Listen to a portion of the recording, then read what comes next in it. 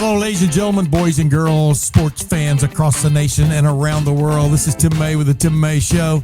That's just my regular opening. It's sort of tradition, Clay, but before you came along, now it's the Tim May Show featuring Clay Hall, my foster son. I could be your daddy, couldn't I? I'm 71. How old are you? No, I'm quite aged. I don't think so. I think we're too close there. But anyway, it's glad to have you back, man. I know you were down in South Carolina, ostensibly visiting your parents, but being with your parents. But I think you did more eating than you did greeting down there. Am I correct on that? Do I look that bad? No, you look fine. I'm just talking about every time you and I conversed, you were either eating the world's greatest pizza, the world's greatest barbecue, the world's greatest fried chicken. The last day. Yeah. We had flounder. There you go. With some brown rice, some kind of sweet carrots, yeah, some broccoli. And I don't like crunchy broccoli. I like it a little more, get old, the teeth don't work. Sauteed or something, yeah. Sauteed, bingo. Tremendous. And, my folks are, my dad's, will soon be transitioning. But it was very meaningful moments, when you sit down and you get to the root of life. Yes. And my dad is a little, not quite as coherent, but upbeat nonetheless. He says he's ready to meet his maker. Wow. He's ready to move on. We talked, we read some scripture. We prayed. My dad said, I'm proud of you boys. You were good boys. And I don't want to go much further. Yeah. But it was a tremendous time. I'm glad we had those moments, tough moments, but I said my goodbye, and I don't want to bring everybody down, but my dad said, I'm ready. Boys, wow. I'm ready. Wow, what a moment. And, I will not, it's not morbid at all. I mean, I was lucky enough or fortunate enough to be holding my dad's hand when he finally passed away. Wow. And to be holding my mom's hand when she passed away. And it was just almost luck of the draw because my baby brother, who is 68, lives in Texas. He's there with them. He was there with them almost 90% of the time during their tough times there at the end. And it was different times too. They weren't together. But I was just extremely fortunate to be there. Yeah, I was talking to my dad. Yes, I was talking to my mom. I'm not sure my mom knew it, but just to be there in those final moments because they meant so much, obviously. And I'm not trying to take a cheap segue here, but my mom especially was such a sports fan. It's ridiculous. My dad, he took me and my older brother, Ben. I had three brothers. Now I only have one left. But he took me and my older brother, Ben, to Alabama football games back in the early 60s, 61 through 64. As I like to remind people, I was born and raised in Alabama. Then we moved to Texas when I was 11 years old in 1965. But, that got us all on the Alabama beat. But my mom was always an Alabama fan, number one. But, my dad could have taken it or leaving it. I mean, he could have took it or left it. My mom lived and died with it and thought Bear Bryant was the greatest person other than Jesus Christ who had ever shown up, on the face of the earth. And of course, that big joke was that Bear Bryant also walked on water. And you know what I'm saying? But that was the joke back then in Alabama. But we found out later it's just he knew where the rocks were. But it was pretty funny. But my mom just lived and died Alabama football. Yeah. And my baby brother Tony, who is 68. Matter of fact, I think he's just 67. He turned 68 in December. But he lives and dies Alabama. He's one of those guys when he's watching a game in his home, he's up pacing around. He can't sit still. I bet he had I would send him just to make sure he was still alive. But 3 times last year after losing at Vanderbilt and losing in Oklahoma. Are you kidding me? Yeah. And then they got beat by Michigan also. But in the bowl game, they should have been in a playoff. Give me a break. Yeah. But you got a lot of your sports love, I think, from your mom too, right? Well, I mean, they lived in Columbus. My folks moved here. My dad, career John Deere man, kind of a executive in sales. Moved here in 72, 73. I think I was in the 9th or 10th, might have been 9th. So my mom became, certainly by osmosis, became Ohio State. Now they moved south. My dad and his moves. Sarasota, they were there, built a house, 12 to 13 years. Suddenly, my dad decided as he got to 80 or 75, it's too hot here. Moved to South Carolina on the lake, built 2 houses. So my mom became a little bit of a Clemson, and then she kind of got put out with Dabo. And so she put up a big Ohio State thing on the house. Wow. And so every time I go down there, and she knew I'm covering this team for the last 30 years, I bring an Ohio State something to wear. Yeah. And she would wear those. When I took her to the nail salon, she came out with her cane, and I was on the wrong side. She went down, broke her ankle, and my brother, who lives with them, said, Clay, it's on your watch. You're staying, because she's flat on her back now, and we're waiting on her. This has been last year. I don't remember. Anyway, so she would get all the Ohio State stuff and sweatshirt and this and that and the other. Yeah. And long story short, I ended up watching a few games with her, and 2 of the games in the playoff run. And so she's a pistol, man. And when Jack Sawyer picked up that ball, I looked over at my brother, and he goes like this, and she raises up in the bed and was just screaming. And my dad's like, what's going on in there? So that's great. So yeah, good moments with the folks. Yeah, I told you, my mom used to, in big plays, my mom would get up in front of the television screen, squat in front of the television screen, just thinking her presence was going to help whatever was about to happen and stuff, and would go absolutely bonkers when Alabama made a big play, like when they beat Ole Miss way back in 1968 or 9 on national television. 32 game? Arch Manning was in that game. Yeah, it was a hell of a game. Arch Manning, the original Archie Manning, right. Was in that game, and for Ole Miss. And yeah, my mom, I just remember, we were living in Texas by then, but she just went nuts. And of course, boy, as we talked about before, back then you couldn't watch every game on television. No, not until the late 70s, early 80s, when it was Georgia and Oklahoma brought suit about only being able to be on television, national television, 3 times in 2 years, which is what the NCAA deal had with ABC at that point. They brought suit and go, wait, we got fans that want to watch every game. What are we doing here? Right. And of course, in my opinion, that little lawsuit hastened along the rise of ESPN too, because ESPN suddenly had inventory to show college football games, right on down the line. Well, it went from me interviewing Jack Arute on the sideline. Yeah. And then, we've had a multitude of changes since. Herbie, became the voice of college football. Yep. I used to watch one, and I don't mean to bore people with the Mississippi State tidbits, but when the Egg Bowl would be played, the stakes weren't high, but they were high for those 2 in-state rivals. Yeah. And I recall Dak had gotten injured. This is 13, 14. Wasn't going to play. Mullen in a crazy post game with Maria Taylor. We had a specialist in here. He said there's no way Dak could play, and I'm telling you right now, it's divine intervention. His mom had died that week. Oh no! And he's sitting there like in the 3rd quarter, and they're down. And he said, Coach came over to me. He said, "You want to give it a try?" He said, oh, yeah. And he went in there, long story short, 4th and 3 on the goal line.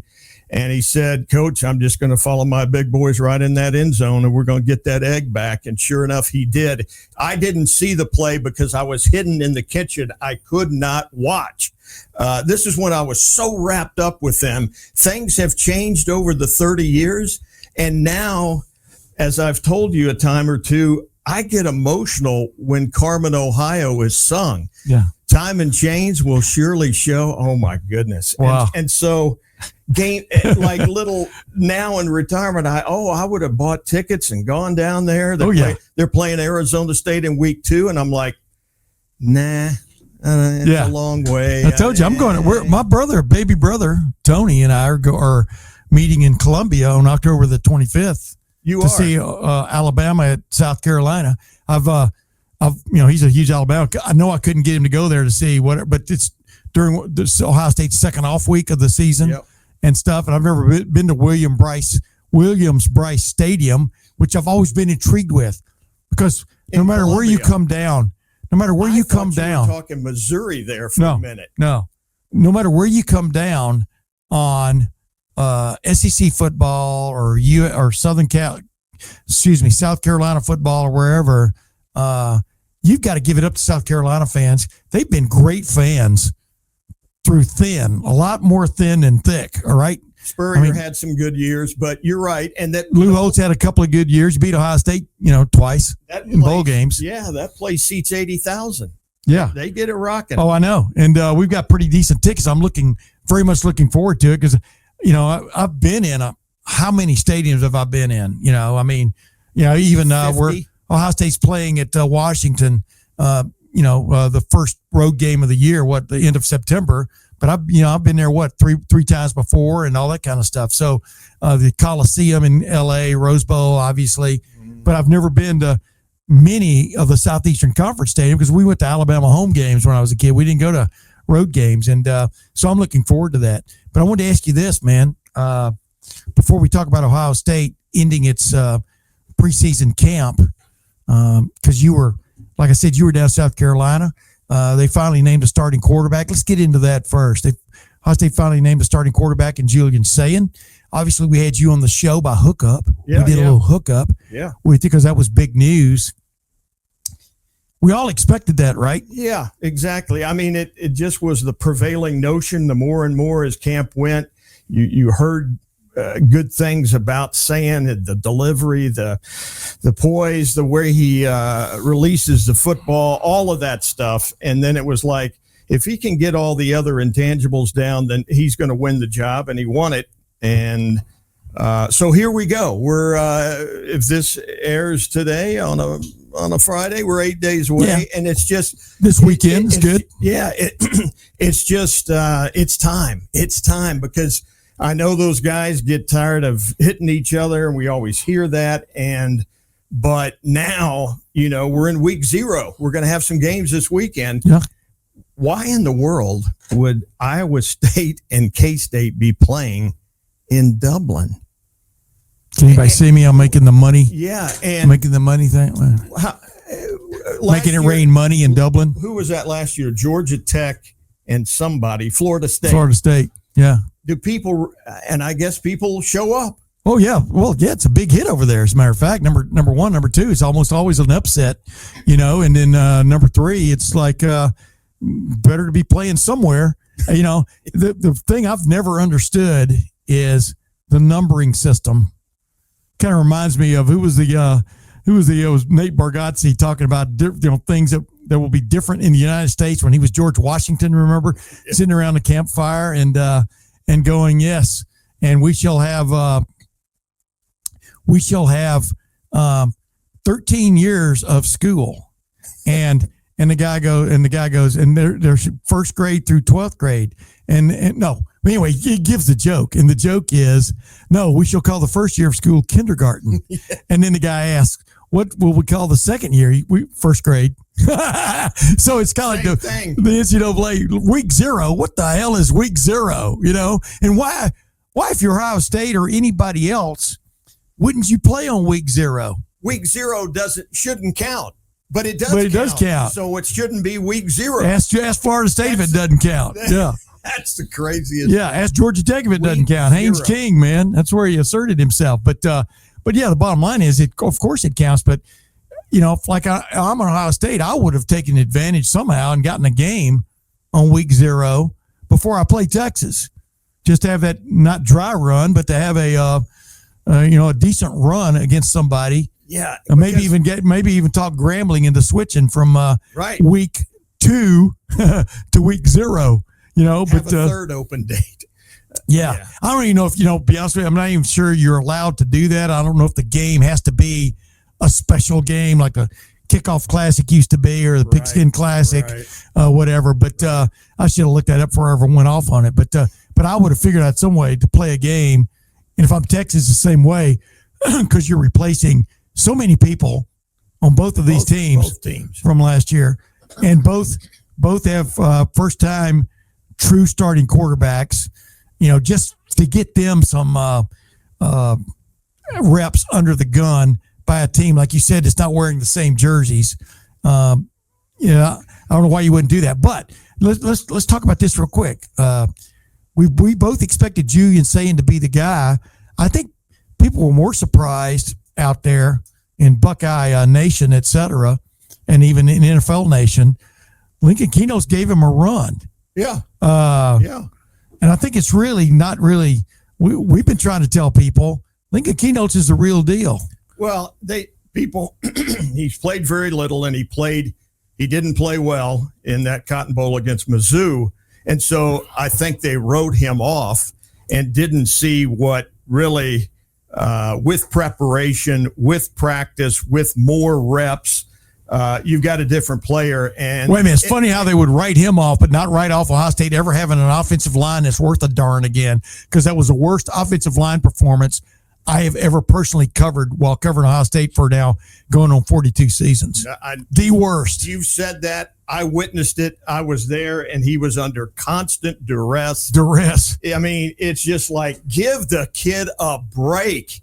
Let him hand the ball off. He just was, it was awful. He was menaced. Remember, Travion didn't play in that game, if I remember correctly. And yeah. And it was a nightmare. It was like Zach Galifianakis said in that one movie. It was a mess. It was a mess. And but he's continued to grow, continue to get bigger, stronger, faster, great athlete. So I'm here to give Lincoln Keno's his due until we move on and talk about Julian Sayin and what we expect, how we expect Ohio State to, in essence, matriculate him into full-time status as a starting quarterback. We'll talk about the game and a lot of matchups as the week goes on this coming week. But what do you expect, just in a general sense? Do you expect Ohio State to be careful? How would you classify how you expect Ohio State to be offensively in terms of the approach to this game? I saw the quote, one of the quotes preseason from Ryan, and coaches say this stuff, and he said, we're going to let it rip. We're going to let it fly, I think was the quote. But when it gets down to it, you don't want to be the first one who makes a mistake. You don't want to turn the momentum. Why don't you run the football? They lost some stuff on defense too. And then you get the controlled passing game. I don't know. I'm starting to think they're going to, Heartline, may just, hey baby, let's go.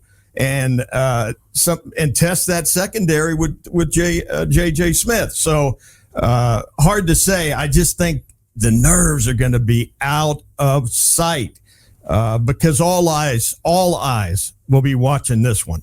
Yeah, I'm going to break it down a little bit more next week and stuff as we get closer to the game. But Texas has a great scheme on defense. Mm-hmm. Texas played defense really extremely well. Ohio State scored 21 points with its offense in the win in the Cotton Bowl.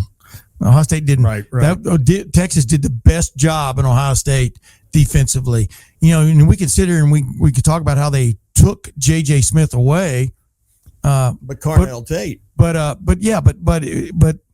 when you go back and watch the video of that game, I didn't think Texas did anything extraordinary in the sense of blam, we're taking J.J. Smith away, beat us now. I thought they were pretty savvy in the way they went about defense. And basically, I think Ohio State went into that game with the idea, I'm talking about the coaches, with the idea they were going to take J.J. Smith away, when in fact, there were many times when they had opportunities with him, they just didn't even look his way. Mm. And so I'll be curious to see what Ohio State's approach is this time, because Texas occasionally is going to give you opportunities to throw the ball down the field. Can you, now Julian Sayin, can you basically make it happen? And can you execute and make it happen? And so that's what's going to be, the chess game.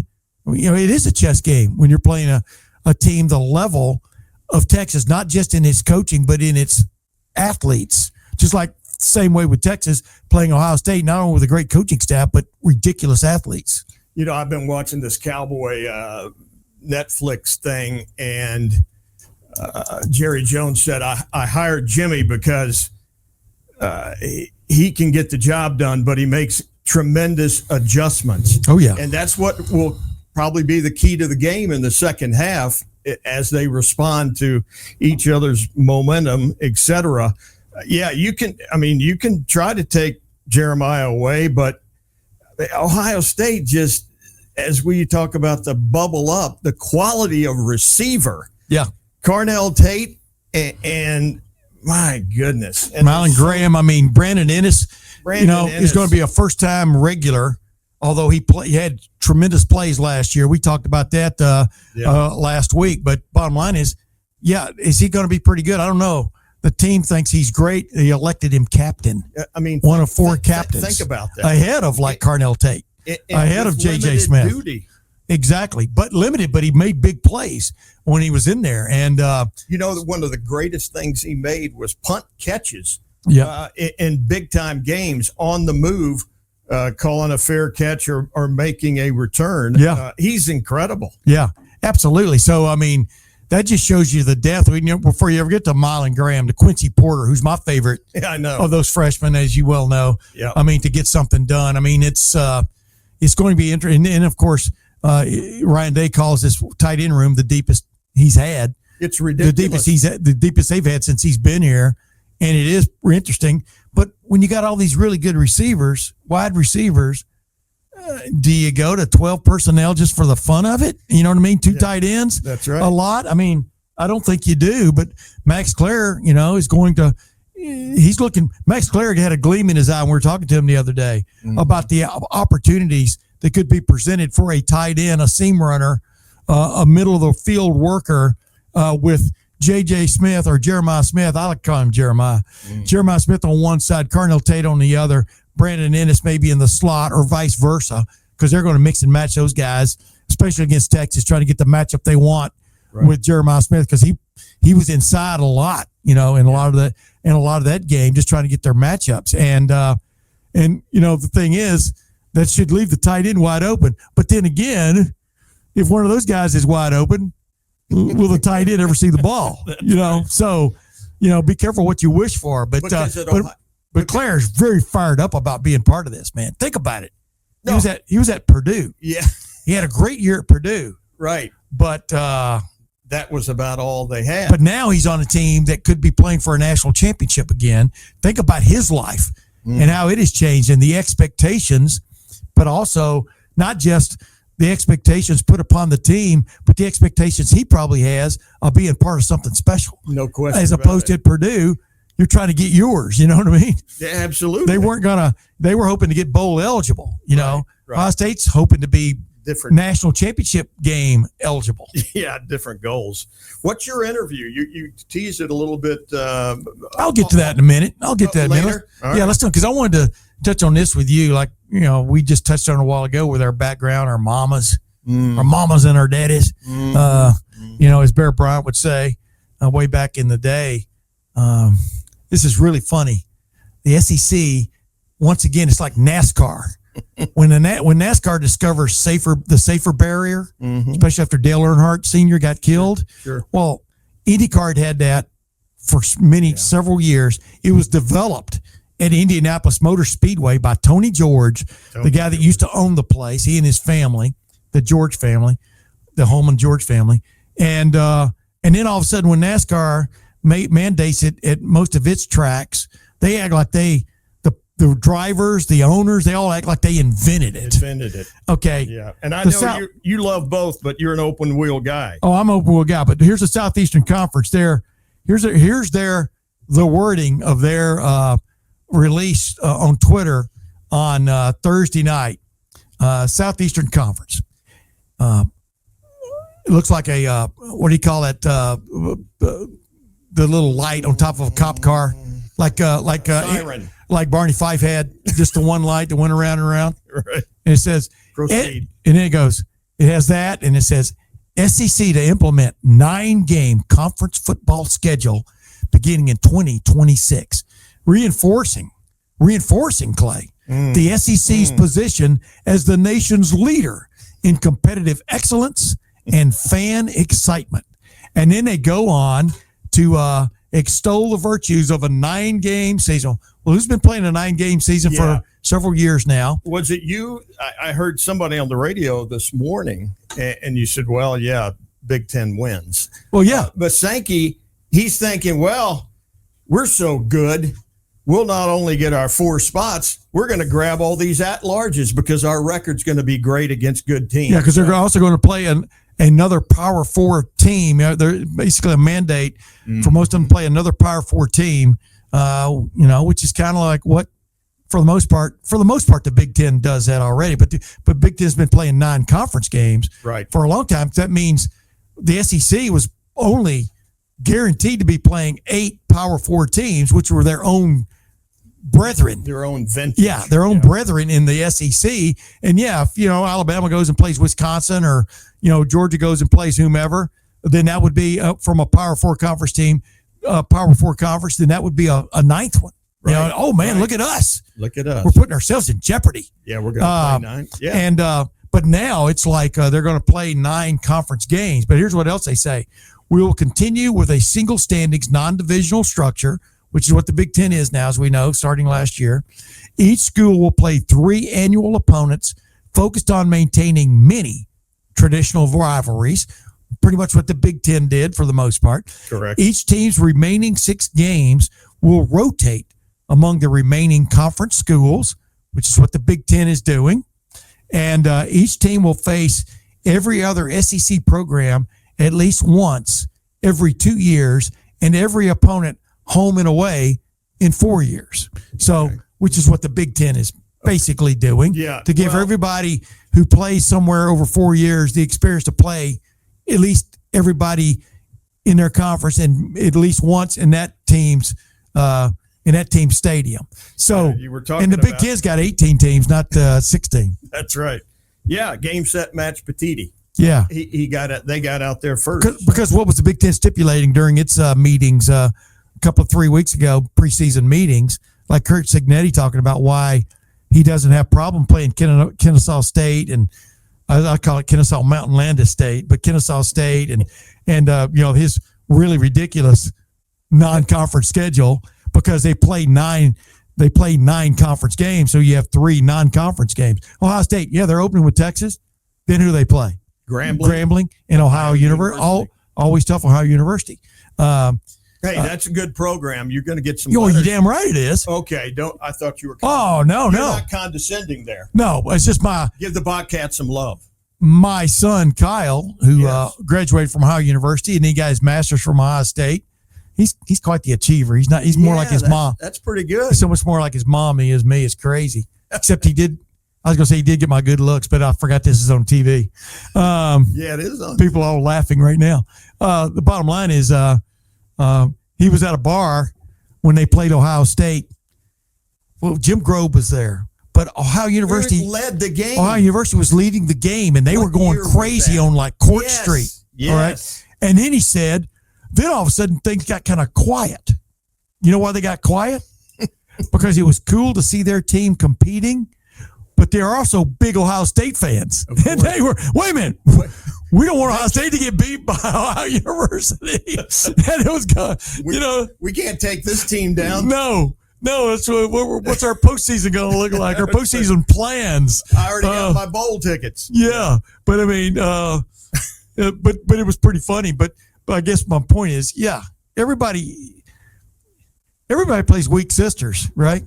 You and I were talking about that. You once hustled back to cover a Mississippi State opener, wasn't it, or whatever game it was? No, it was. I was a student, and I promise you, at some point, I'll quit the Mississippi State. People are getting tired. No, but it's still funny because that's why you're a big sports fan, because you grew up a big sports fan. Yeah, and as I always say, Clay, it's not where you start; it's where you end up. It's where you finish. Yeah, we're sitting here in the middle of Columbus, Ohio. Love C-Bus. Heart of it all. Incredible.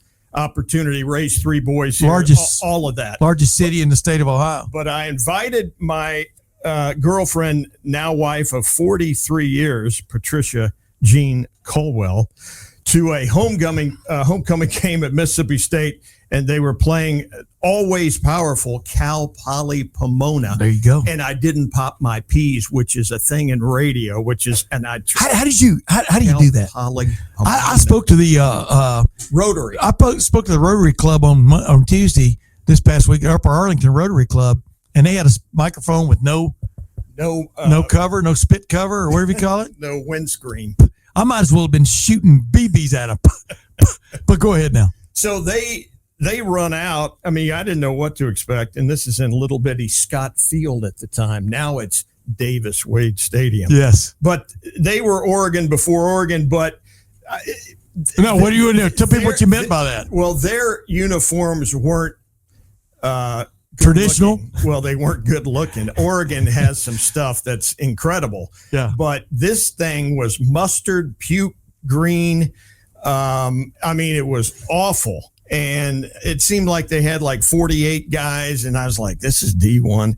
And my wife is from Fresno. And I think she was kind of rooting for Cal Poly Pomona, who you reminded me is east of LA. Yeah. But anyway, I mean, yeah, even then we romped and stomped, and I don't think we were in.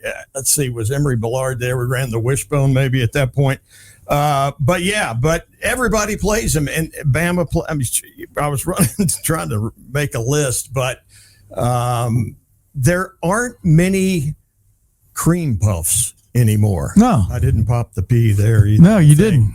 Charleston Southern, like Troy they've got NFL talent, VMI, and there's 1,000. I mean, Citadel and the Citadel, Mississippi State, by the way, very ashamed of this. Lost to Maine in the last few years, and Toledo just killed them. Toledo, top drawer program.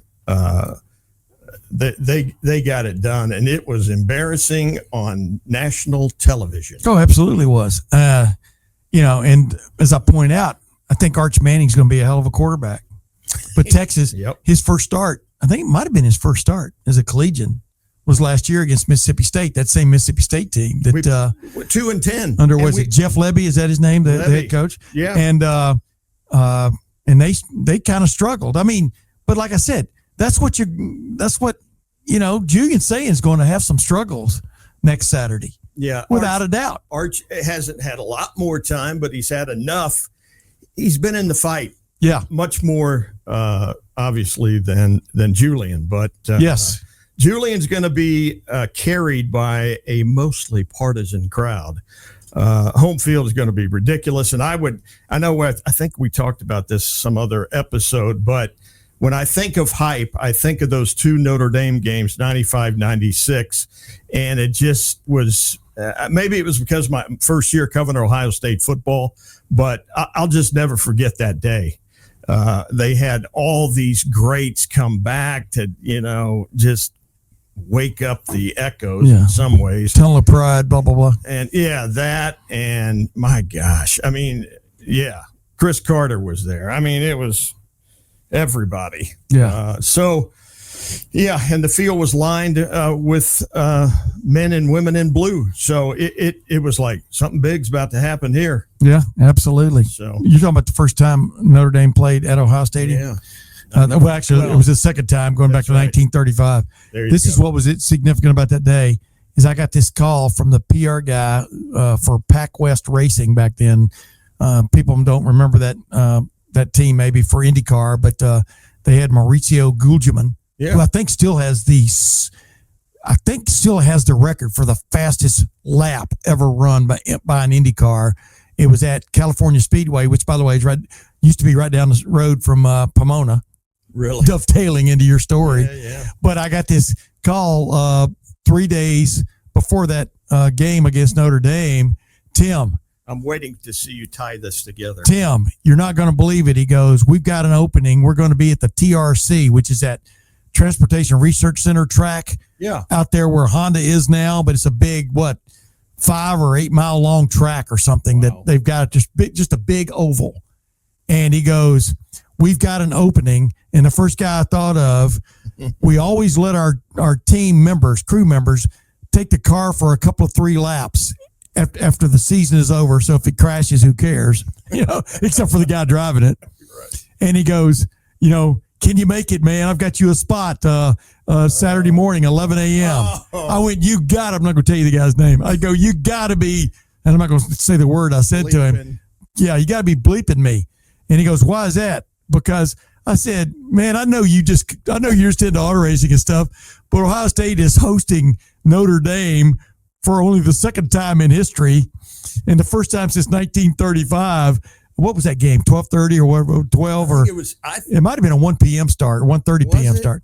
No, I think it was. Did it end in light? I thought it would be a 3:30. It doesn't matter. There's no way I was going to go to the Transportation Research Center and get in a race car capable of going 200 plus miles an hour and come back. And then come back, because it's hard to cover a football game with your hair on fire and right on down the line. So I said, man, I can't believe I'm saying this to you, but I got to pass. Now I've got to drive on some racetracks, before and since then and stuff. But that was never gotten to drive an Indy car, and I thought that would have been so choice. It's ridiculous. You're on the wheel. Oh no, I'd been driving the car, not a 2-manner, not a 2-man deal, not me and Mario Andretti, my bestest buddy. It would just be you, and I know how the thing back then. I knew how the thing worked. You know what I mean? Just cockpit wise, everything. And the main thing would be, would you get enough laps to get your guts up? I'll never forget, man. I was in a VIP or what do you call it? Whatever race at Mid Ohio one time, and these things called sports Renault cars. They were open cockpit, closed wheel, had a little wing on the back. They looked faster than they were, but they'd go like 115, 120 down the back straightaway. And I'll never forget John Fergus, who was a big time driver here in Columbus for a long time, drove like Porsche 911s and stuff like that on the sports car circuit.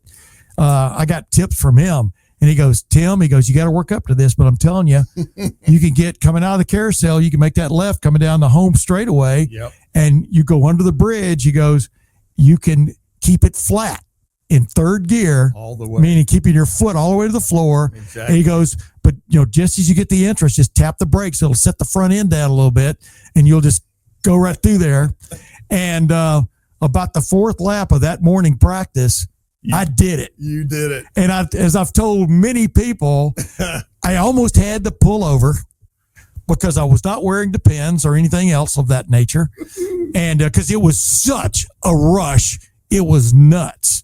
And then you start thinking about it in Indianapolis Motor Speedway when those guys are running their cars and you're getting ready for qualifying. And then in qualifying, the whole idea is to run flat for 4 laps, at well over 225 miles an hour. Into a left-hand turn, straight, left-hand turn, 90 degrees. And you're just going, wow. And I told Bobby Rail after, I said, now I know why you guys do this, because that was such a thrill. It was stunning. And then, of course, I was able to do it every lap after that. It's funny. Yeah. It's funny when you get in a race car and you're afraid to go really fast because, you've never done something like that before. And at the end of one of those practice sessions, I was goosing the car trying to make it go faster down the back straightaway. But anyway, I don't know. But yeah, that was my possible experience that went, and I never got another shot at driving an Indy car by myself, even though, Ray Hall's team was here, True Sports was here, the Tasman team. But it's really funny because when Bobby Ray Hall retired, his last run, Ray Hall's last ride, was the week of the Indiana game in 1998. So I went to, the matter of fact, it was out there just east of Pomona at California Speedway. Yeah. And I came back, and then Bobby and little bitty Graham, or young Graham, were on the sideline. Matter of fact, they got Bobby got interviewed by Jack Arute on the sideline the next weekend when they played Michigan State. Oh my! When they took the 21 to whatever it was 9 lead. No, 24-9. 24-9 lead and blew it.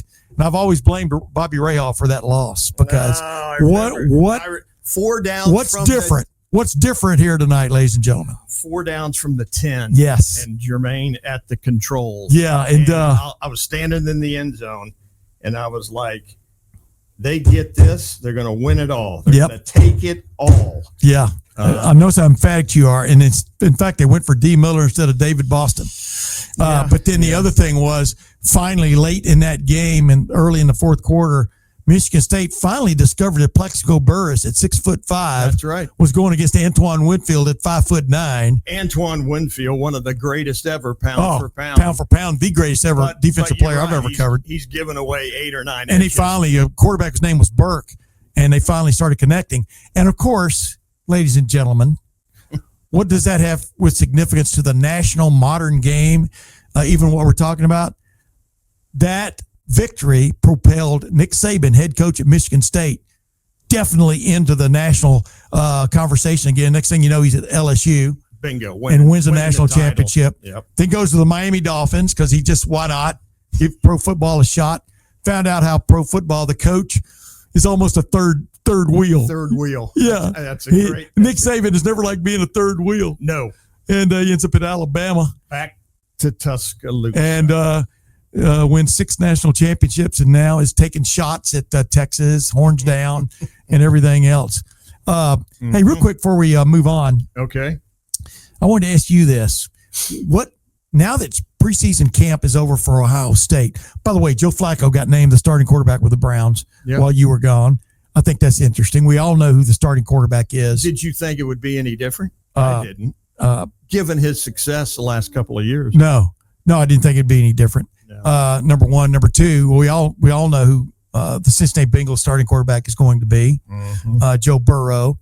Unless something has changed today, they can't get their best defensive player signed to a contract yet with Trey Hendrickson, which is interesting to me because, as my buddy Dave Biddle pointed out, they made very few moves in the free agent market, if at all, on defense. Bingo. And now their best defensive player might be, who knows? I'm sure it'll get done this week, this coming week or the next week. But whether he's going to be on the field or not, yeah. I mean, what are you doing, Bengals? Well, and they, the way I said, they've agreed on money, but they haven't agreed on guaranteed money. And every NFL talking head is like, Burrow is going to have to be perfect. Yes. To get this team to the playoffs. Yes. And he can do that, but that's hard. That's a hard standard to live up to. Hey, by the way, while we're talking, I need to look something up, and I don't want to look like I'm not paying attention to you.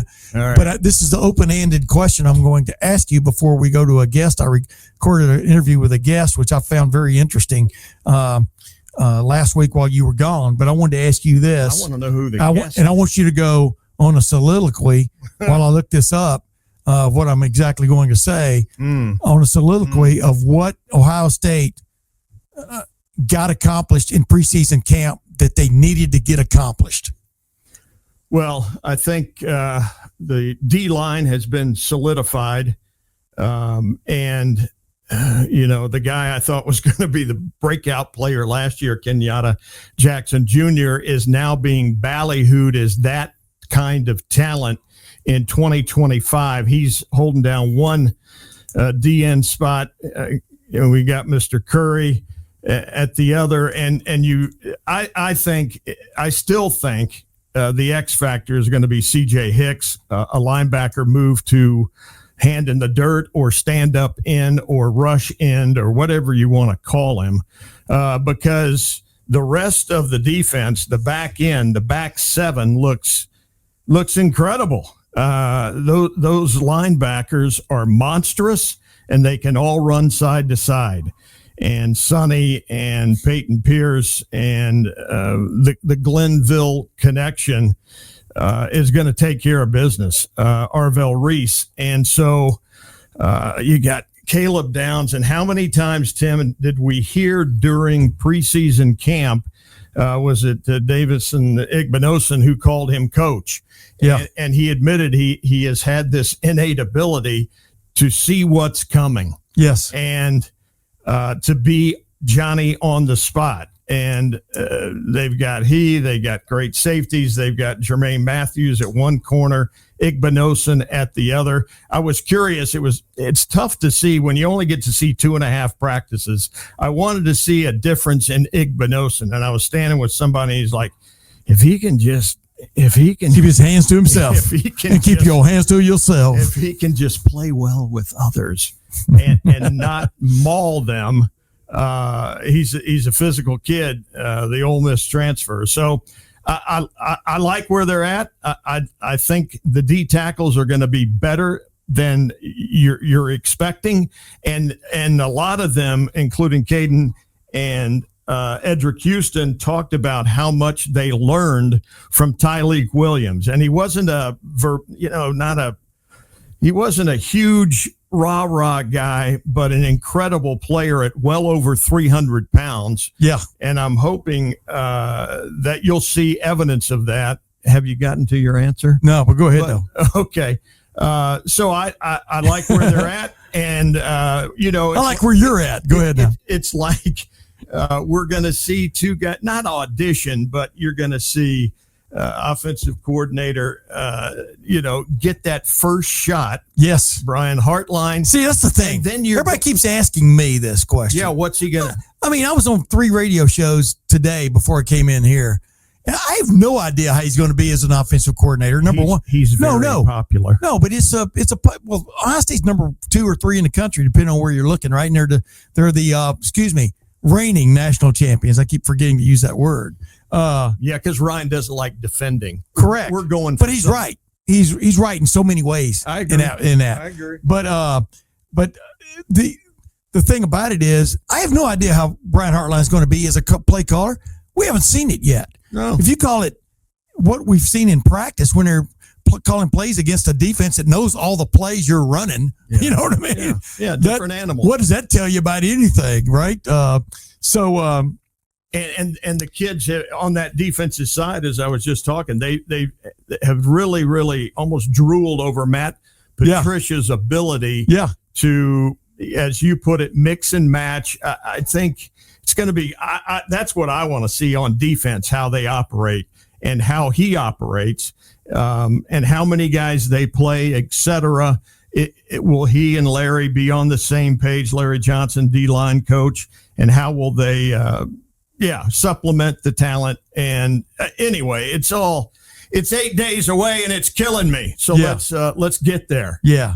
Well, your time's up. Yeah. And the NFL thing starts the very next Thursday. NFL football starts the very next Thursday. That's killing time. Let's get there. Right. I mean, now, the NFL preseason has changed so much in the last 20 years of going from 4, sometimes 5 preseason games. Before, way back when I was growing up, 5, they'd have 5 or 6. Oh my goodness! I mean, you started in June. It was interminable. Then they played 12 games or 14. Finally, they moved to 16. Regular. I must tell you, because I'm a Cowboy fan, I must tell you how many Eagles fans are in Central Ohio. They come out of the woodwork to get all over me, and I got to tell you, Dallas they don't measure up. And if anybody's got to be perfect, it's Dak Prescott. And for him, I think it's put up or shut up time.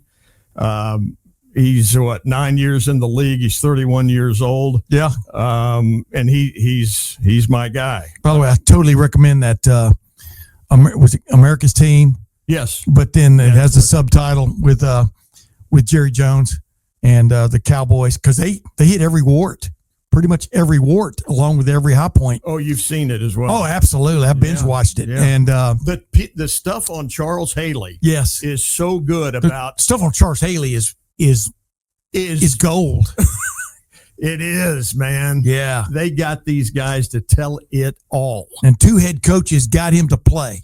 Right. First, Jimmy Johnson, and then Barry Switzer. I haven't gotten to Switzer yet. Okay, well, they just won the NFC Championship game playing the Buffalo Bills for the first time. Right, but he was a diamond who was rough. He wasn't a diamond in the rough. When they got him from the San Francisco 49ers, who finally determined, you know what, as great a player as this guy is, we can't control him. We cannot. He would just go off because as you find out, he's bipolar. Right. He was, still is bipolar, I'm sure. But when they could get that under control, what a player. But it just, you never know, a championship team, a missing piece. Yeah. And with every Cowboy team ever since they won 3 championships in 4 years, right, or 3 Super Bowls in 4 years, 2 with Jimmy Johnson, 2 in a row, and we're going for 3 in a row and didn't get it. Yeah. But whatever it was, the stat, they just had one piece missing, or things going wrong in the offseason, just things just not. And then when they had the great team and Tony Romo fumbles the snap, the field goal or extra point snap, whatever it was, just crazy. Tackled on the 3. Yeah, tackled on. Yeah, but the bottom line was it just hasn't broken for them one way or the other, and they're still in that quest. That's why the way they ends it. They throw a little bit of the modern stuff in there, but the bottom line is it's been pretty much the same plight since like 1998 for them. It has, in terms of being that special team again, and how Jerry Jones. Let me tell you a quick anecdote about Jerry Jones. So Ohio State's playing, I think, USC in the Cotton Bowl. What was that, 2018? Or no, 2017 or 2008. Might have been 2017 season, 2018 Cotton Bowl. And one of my best friends, Rich Dalrymple, was a longtime PR guy. Yeah. And the funny thing is, you can see him in this thing a lot, except they don't mention him. And, of course, he had an ignominious ending there. I won't get into it, but too bad, because Rich is one of the great guys I have ever known in my life. And I'm not, if what happened, then wow, too bad, Rich. But man, are you my friend? And anyway, he's giving me a tour of the Star. I drove up. You had to almost, Jerry flies to Frisco every day because the traffic. But I drove up to Frisco to the Star, their workout place, and it's also a big development up there. Anyway, he's giving me a tour of the place, and all of a sudden we walk into. They have a club. It's like a country club, but it's just for kibitzing and watching football practice. There's no golf course, or anything, but you can join that club. And so we walk in the club, and I look over, and Jerry Jones is sitting there with two female. I'm just saying, because they're females, just to set the scene. Yeah, lawyers. Oh. They're going over something, and Rich says, "Come on, man, I'll introduce you." I goes, "No, man, he's busy. I don't want to interrupt him." He goes, "No, man, he'll love meeting you." And so we go over there, and he goes, "Jerry, I just wanted to introduce my friend Tim Mays from Columbus, Ohio, but he grew up in Lufkin, and of course." Lufkin's where Des Bryant is from, and then, of course, Columbus. And he goes, he's been covering Ohio State football since forever, 1984, and which meant I'd covered Ezekiel Elliott, who at that moment was in some trouble about something that happened here, remember, in the offseason. Right. And, as we found out, it was much ado about very little, if anything, by the way. And so next thing you know, Jerry stands up. And we're standing there, and his 2 female lawyers are sitting there, and we stood there for like 35, 40 minutes, finally, just shooting the bull about everything, because I was telling him about meeting Frank Boreal several times, who he played for at Arkansas, and all this kind of stuff, and about growing up in Lufkin. 35, 40 minutes. Oh, yeah. And but I'm thinking every minute he's going to go, "Hey, get out of here. Hey, nice meeting you," but he didn't. And then finally I said, we got on pretty good terms there. And I said, "Jerry, I want to tell you something." I said, I didn't know if I'd ever meet you, but if I ever did, I wanted to always tell you something. I said, "You remind me of this guy that I've known for so long. His name's John Johnson." And I said, "He's the manager for Buster Douglas. Remember Buster Douglas who beat you?" He goes, "Oh, yeah, everybody knows Buster Douglas." And I go, "Yeah." I said, "But he fought so long and so hard for this guy to get a shot. He got one world championship shot, and it blew up in his face against Tony Tucker." Right. And I said, he finally gets another shot. Nobody gives him any chance. And he ends up and he beats Mike Tyson in Tokyo. And he's the only Columbus reporter there. Yeah. I was one of the few reporters there. It was really odd, very odd. Matter of fact, the crowd was very low key when it happened, because it was kind of like covering a home football game where the home team gets beat. You know what I mean? Or a football game where the home team gets beat. The Japanese loved Mike Tyson. I mean, loved him. Yeah. Anyway, long story short, Yeah. I go, but the thing about him is, I said, this is what I'm getting to. The thing you don't mind sticking your neck out. You don't mind taking these chances. I go, what you did, I said, with AT&T Stadium, you didn't just build a new stadium with a hole in the top, like the old Cowboy Stadium. Yeah. You built the best stadium in the NFL, maybe in the world. I agree. At that point. And I said, you could have just built a thing just to get by, like a lot of NFL teams have done, and now they're building new stadiums because of that, right? Mm-hmm. You don't see any plans to replace AT&T Stadium anytime soon because they built state of the art, which is still state of the art. It is. And they did it 25 years ago. And is it that old? It's pretty old. Yeah. It's funny how time flies. But my point was this. I said, where did that come from? I said, because I said, everything you do, and I said, and everything you done hadn't always worked out. And he like smiled at me. You knew what I was talking about. I said, everything you do, but you're always willing to take a chance on something, a player or, bringing Nike into the NFL when you weren't allowed to, right? Your own deal. And that revolutionized the National Football League. Just all these things you've done. He goes, let me tell you a story. It goes, I was talking to him mainly about the stadium, just how it just jumps out at you. And he goes, when I got into the business regular, he goes, I had a friend and he owned 200 Howard Johnsons. And Howard Johnson's was a roadside motel with restaurant. And he goes, you know what I was most interested in knowing from him? I go, no. He goes, I wasn't interested in how you run a hotel or how you even run a restaurant. All I wanted to know is, how do you find 200 good cooks? And I'm going, where is this going? And he goes, that's funny. He goes, the guy answered him. He goes, what I tell my cooks at all my restaurants, if something on the menu is supposed to be hot, I want it scalded hot. He goes, and if something's supposed to be cold, I want it brain freeze cold. You can't already, I want it free. Because you know what I'm looking for? And Jimmy said, no. He goes, I'm looking for impact. Yeah. And he said, I've always tried to live my life like that. He goes, you can't be just sitting on the side, doing what everybody else is doing. That's You've right. got to be paving your own way. But then past that, once you do something, you want to make it stick. You want people to notice. And that was very interesting insight with him. What a life lesson. Oh, yeah, it really is. But, now if he could just get out of the way of being the general manager, but, he owns the team. He can do whatever he wants, right?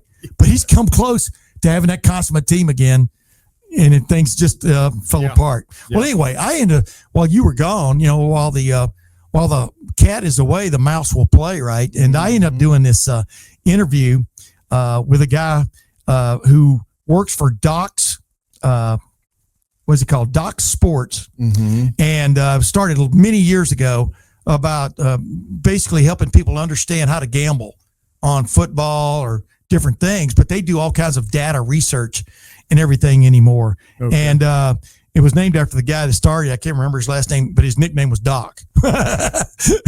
So yeah, he must have been pretty smart, right? Yeah. But Rafael Esparza is he's a sports analyst for Doc Sports.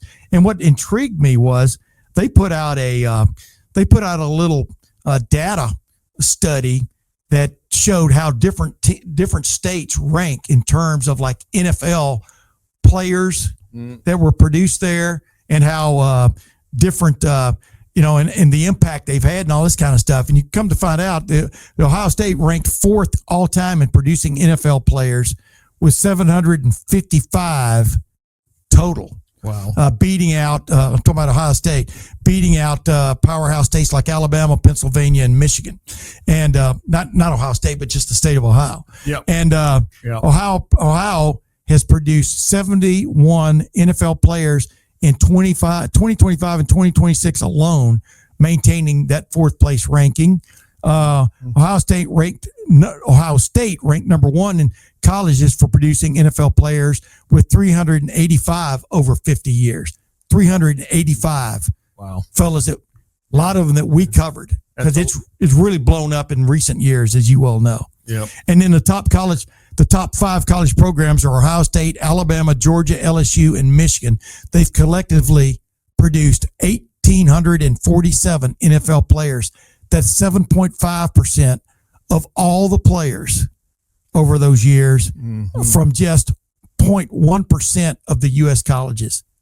That just shows you the impact. Wow. So we got into, we got Rafael Esparza. We got into like a conversation just about that and mainly significance of it. I mean, this guy helps, analyze things for sports gambling, and different things like that. And he was very interesting. So, without further ado, and with the help from our producer, Tim Ham, let's get to my conversation with Rafael Esparza of Docs Sports. Oh, man, this is a pleasure to bring in Rafael Esparza from Docs Sports. And Rafael, number one, I want to talk about this list. I've already set it up for folks to understand kind of what we're talking about here. But first, I want to, give people a background who aren't familiar familiar with you, but also familiar with Docs Sports. And what is the background of Docs Sports? It goes back a long ways. Yeah, middle of the 1970s, he was. The company's been around. We provide sports betting information and handicapping people. So we why do the homework when you just call us or look at us on certain sites, and our site as well at docsports.com. So we provide everything: great articles, great videos, great shows that we have on our YouTube channel. So we provide anything and everything for any of the people who like football. Of course, football's here. I can't believe this is August 18th, and everyone forgot about baseball and everything else because football's already kicked off. Bingo, baby. That's now you're barking up my tree where I sit most of the year. But, in your mind, why is it important maybe for your company to come with the stat on where football players come from, for want of another term. And as we well know, the state of Ohio ranks number 4 all time in producing NFL players with 755 total. And like y'all pointed out, it beat out powerhouse states like Alabama, Pennsylvania, and Michigan. But why is it important for people to know something like that in your mind? It's more like bragging rights as much as anything else, right? It is, and since I'm the statistical guy in the company, since I am an odds maker, worked in Vegas behind the counter for over 13 Super Bowls. We count Super Bowls, not years, when you work in the sports book. Yes. Yeah, gotcha, baby. So I kind of went with that angle because I always want to know anything statistical or anything that can give me an edge if I'm making a betting number or an odds, or if I'm handicapping to make a bet on that. So anything that can give me the edge. And I just thought it was kind of a cool topic to do. Okay, because I hear it all the time. Oh, SEC is creme of the creme. And even though I hope your listeners are not driving right now, I'm not the biggest Ohio State fan, and I'll tell you the story why maybe later. But yeah, I was actually excited when I saw Ohio State above a lot of SEC schools. So for when I did this study and did a lot of research, I was actually maybe a Buckeye fan just because it beat out a lot of SEC, which we have to listen to them being the best conference year after year. Yeah, you may not be an Ohio State fan. By the way, I grew up in Alabama and Texas, so that'll tell you where my indoctrination came from. But you just get tired of being browbeat about the greatest football being played is in the Southeastern Conference. And your commissioner saying one of these things is not like the other. Give me a break. I mean, the Big Ten has won the last 2 national championships. The Big Ten was 5-1 against the SEC in bowl games last year, just right on down the line. I mean, who knows what's going to be this year, right? But the last couple of years of evidence show otherwise. But Ohio State, like you pointed out from y'all's compilation of stats, Ohio State is ranked as the number 1 college for producing NFL players with 385 over 50 years. That's a stunning number, isn't it? It is, but I think these numbers could change. I would be great to doing these numbers again, maybe 5 years now with the transfer portal and all that, because now you're probably going to see, okay, how many people are in the NFL that had more than 2 transfers coming in there. So it's going to be very interesting now the way the rules are. I would love to do this study, like I said, maybe 5, probably maybe 4 years the way kids are transferring now. So, but currently with these numbers, it's a staggering number. I can say this: Ohio State doesn't have the best quarterbacks to come out, but every other they produce wide receivers like there's no tomorrow. But I would say maybe you should concentrate on some quarterbacks. Yeah, well, They got Will Howard. He got the last several. I mean, you go back to Justin Fields, even Dwayne Haskins Jr. God rest his soul.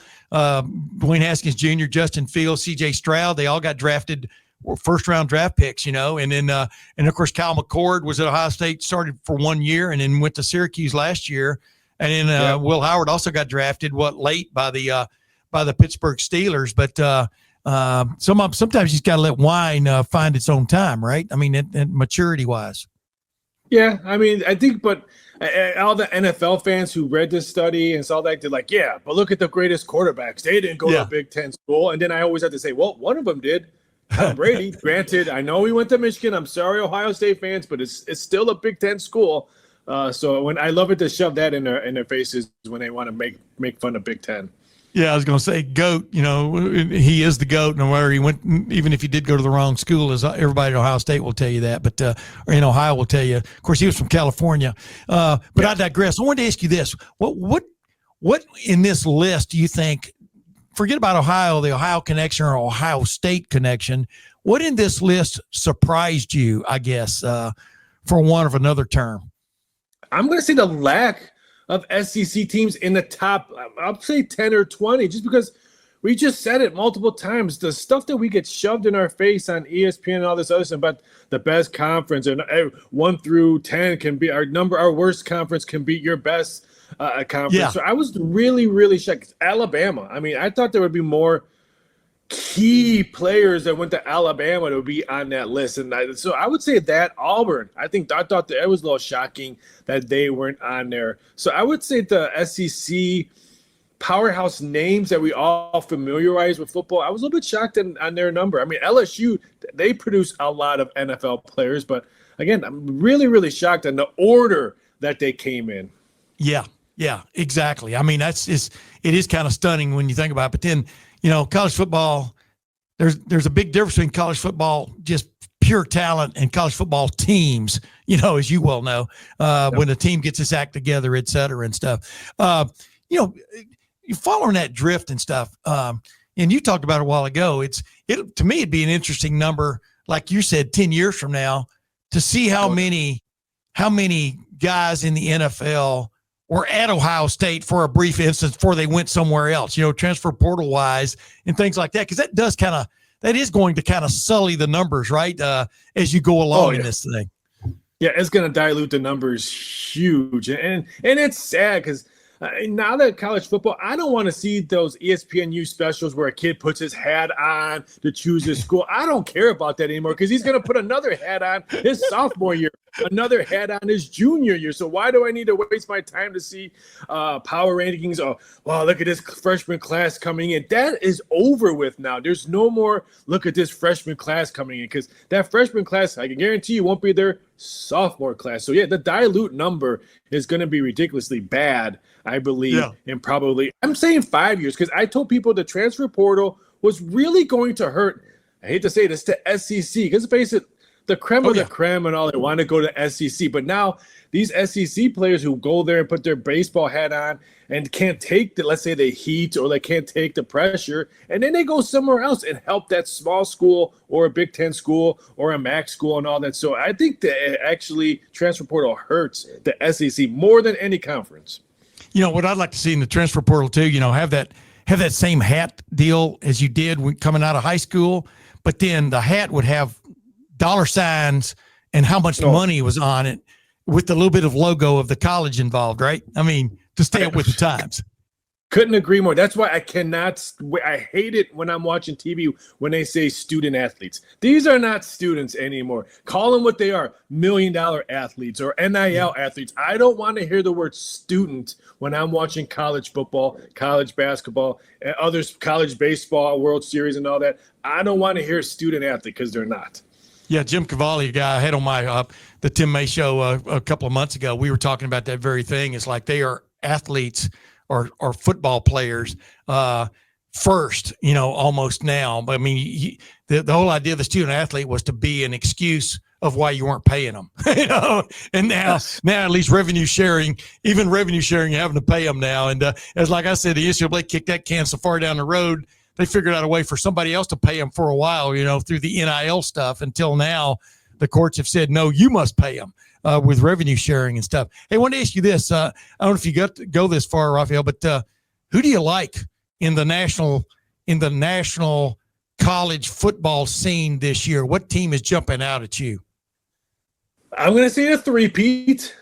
I think a Big Ten team wins it. And even though I'm not the biggest fan of this head coach because he hasn't shown me anything. I know where you're going. Defense wins championships. And this university just pumps out linebackers. There's like no tomorrow.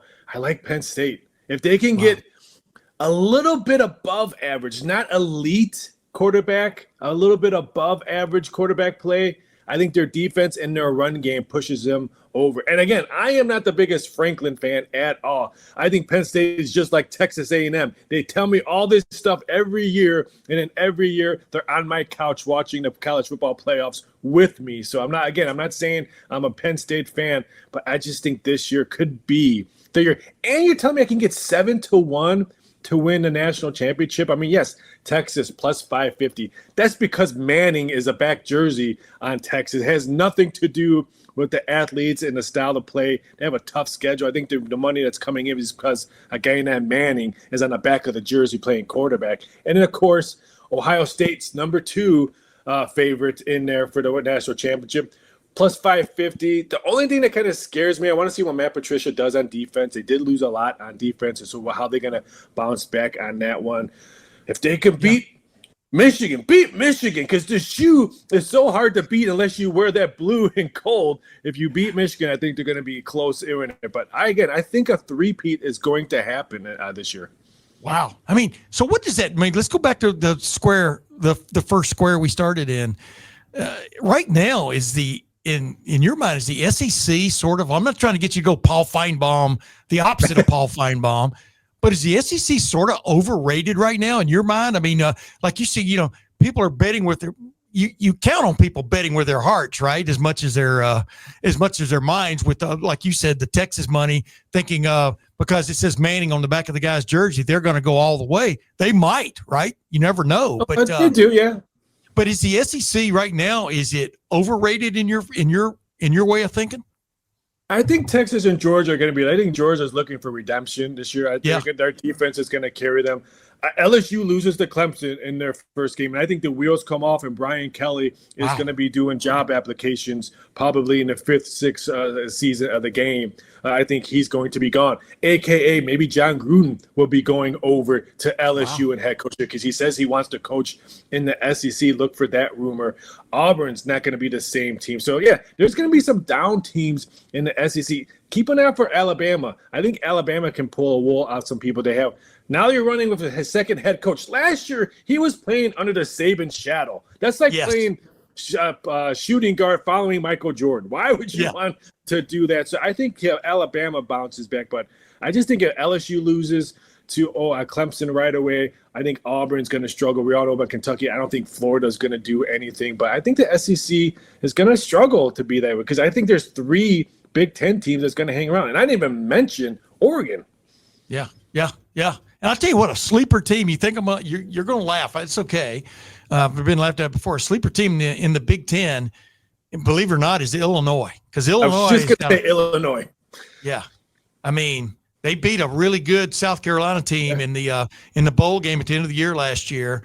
And they host Ohio State. That's going to be a huge game. And that people here just like in the state of Ohio are sort of overlooking for some stupid reason. But Brett Bielema, but then again, Ohio State pretty much had Brett Bielema's number when he was at Wisconsin a long time ago too. You know what I mean? But yeah, a sneaky good team that could at least upset an apple cart, right? I agree. Wisconsin, they still think it's 2000. I mean, you could get with the pro. They're like the Nebraska who thinks it's 1990 still. I mean, I think Nebraska needs to look themselves in the mirror and try to play a different type of football because that football they play right now is not working in Wisconsin. Yeah, I got you. Hey, my last question for you. Who did I ask this question of the other day? You had a $10,000 chip, and you walk in, and you can only put that $10,000 chip on Ohio State or Texas in the opener. It's going to be at high noon. It's probably going to be 85, 90 degrees, depending on, we may get a cool spell come through. You never know when God's going to turn on the air conditioning. You're a guy that helps with odds. I mean, you're an expert on stuff. Who do you walk in and put that chip down on? I think it's a tough place to win at the shoe. I think Texas can afford to lose this and win out. I don't think Ohio State can afford to lose this and win out. You just mentioned, and everyone's not even thinking about Illinois, that Ohio State has to play down the road. So I again, if you're the only teams that beat in the shoe are right now are gold and blue. Blue and gold is Michigan. I think they beat Texas. I think Ohio State beats Texas, just like I think Clemson beats LSU. And then all the AP numbers are laughed at because I think that's the biggest crock. I love when people want to bet AP numbers. Those numbers next to your name means nothing. No, absolutely. By the way, were you surprised by the penalties Michigan got or didn't get? And from a gambling standpoint, from a wagering standpoint, when you found out that what Michigan was dealing with in terms of extra information that was basically, according to the NCAA rules, illegally gained during those 3 years when Connor Stalions was around. I'm just wondering what a guy in your position thought about maybe the game was a little bit, the table was a little bit slanted and you weren't, you know what I mean? And most people weren't aware of that. What should the penalty be for something like that? I don't know what the penalties should be. It didn't shock me. I mean, Dave Portnoy is just going to pay the fine for Michigan, and nothing's going to happen to that. I think just because I've been in this industry so long, working in the sports books, doing numbers week after week after week, futures week after week after week, nothing shocks me in this industry. Nothing shocks me at all. I mean, I think the biggest shocks me is like corked bats in baseball. Like, really, how did a corked bat can be busted in a game, but by taping games or inside information, stuff like that, it's hard to catch than a corked bat. That's the only thing that shocks me. Hey, think about the first guy that corked his bat. What was up? How did he think of that? You know what I'm saying? I mean, we're talking about a long time ago, man. I mean, who knows, a physicist was involved or something like that, but that's crazy. Hey, Raphael, I appreciate it, man. I really enjoyed meeting you. And these are interesting numbers, man. The amount of NFL players who have come from the great state of Ohio and definitely from Big Ten country, it's kind of, I think, shocking for a lot of people. It is. And quickly, why I don't like Ohio State fans. Every time I worked at MGM when I was doing numbers, I would have to get in my office like 6:30 in the morning. And that early kickoff is Ohio State. And I still have English Premier League soccer on the big screen, and I have to hear VOHIO, and I don't even have a cup of coffee in my system yet.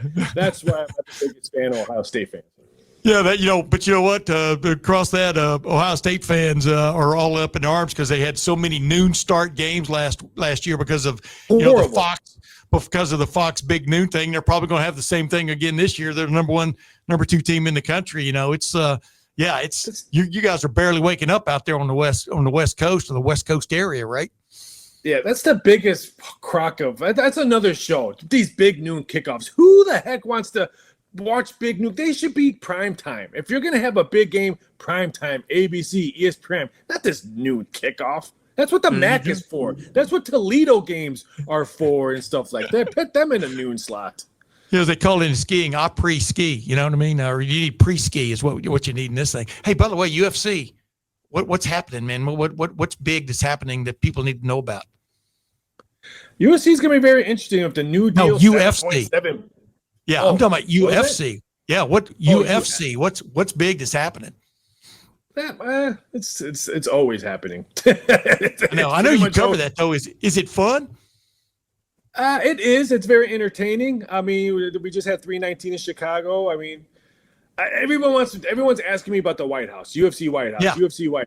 I highly, highly doubt we see John Jones fight. There's no way in God's green earth that they're going to let Conor McGregor, an Irishman, be the headline at a UFC White House. They want an American. That's why I think Dustin Poirier might come out of retirement and fight again because he's an American fighter. There's no way they're not going to have an American fighter be a main event for UFC White House. So I think everyone wants to know about UFC White House. I know anything. Like, yes, I know Dana White. Yes, I used to know the previous owners, but I don't know him that well to ask them.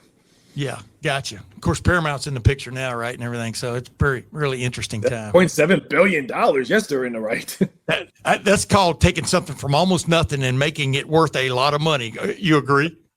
Oh, yeah, I agree. I guess that means we're going to get Tulsa Kings. I guess Sylvester Stallone's going to make that show for like 20 seasons. Yeah, till he's done, and then whatever. By the way, Conor McGregor's house up there on the hill in Las Vegas.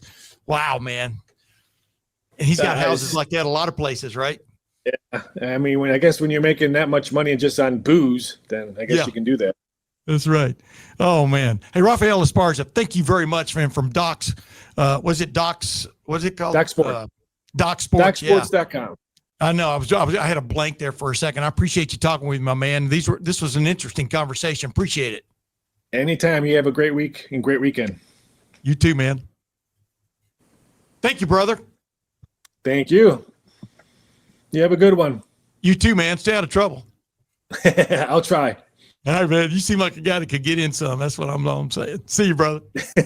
Have a good appreciate one. Rafael Esparza. As you could tell, we got into some other things there near the end of the conversation, Clay. But what an interesting dude, man. And he took a few shots at, at Michigan, et cetera, like everybody else has done. Real quick before you go, we talked a little bit about this last week. Ohio State is going in as the reigning national champion, much like Michigan went into last year as the reigning national champion. Things did not work out very well for Michigan last year, except for one game. Actually, two. They beat Alabama. They did. Right? They did. In the bowl game. But the bottom line is I expect so much more from this Ohio State team going in as reigning national champion. Am I wrong to expect such? No, not at all. I'm starting to think this is going to be that Alabama Ole Miss 33-32 kind of thing, because both teams have potent offenses. We'll see how it transpires on defense. I thought you were going to ask me for a score, and I guess I already threw it out. But we'll get to that next week. Yes, but again, the hype is crazy. I work at a golf course, and everybody who checks in, yes, I'm the starter / Clay, what do you think? What? Tell me what I said. I've seen 2.5 practices. Yeah, but you paid attention to the conversations. Ohio State's gotten through this preseason, knock on wood, up to our point, with very little physical malady, or at least any that who knows? They may have 15 guys hurt, at this point. But no, nothing's leaked out of anybody major getting hurt. Edric Houston at the very beginning of camp, but he was back. In a matter of days. So go ahead. I mean, what do you tell these folks about this game? No, about this game and about this season. Well, I give them a shot to make the run. I really do. But as I was talking to somebody about the supposed drop in recruiting rankings. Yeah. And the guy said, that's next year, though. Wait a minute. Well, everybody gets $20 million. And he said, Michigan State and Illinois are now players. They weren't players before. Yeah. And they're throwing huge money, just like Texas Tech going $5 million for an offensive lineman. So, they bought Ohio State's women's softball team catcher. They basically got her. She transferred after this great year. She led the team Big Ten in home run. Texas Tech did, yeah. They've gone bonkers on their softball team. Well, they've thrown down the gauntlet. Oh, sir. No, they've thrown down the gauntlet. They played. I don't know if you noticed, they played for the national championship this year in softball because mainly they've gone out and taken advantage of NIL. Well, you either get on this train now. That's true. I mean, great revenue sharing, $20.5 million max you can share with athletes. Ohio State's sharing it with 4 sports. The main what do you call it? The main part of it. I don't know. I was trying to think of something clever there. It didn't come out. The way predominant amount is being spent on football, obviously. Sure. And so now you're either on the train or not. Are you big time or not? And so there's nothing wrong with that. I mean, we got Texas. We're looking at Texas and Ohio State. Ohio State went out and only got a few guys in the transfer portal this year, but Bo Atkinson, dude. Yeah. He could be 6'7". He fits right in, as you said. When a coach went by you at practice that one day, he's a fit. He fits. You don't go out and waste it on guys who just to enhance the way the team looks when he gets on the plane. Well, I'll tell you, if Arch starts to make mistakes, that could snowball. I did talk with my brother-in-law again today before we taped, and he's like, they're so glad.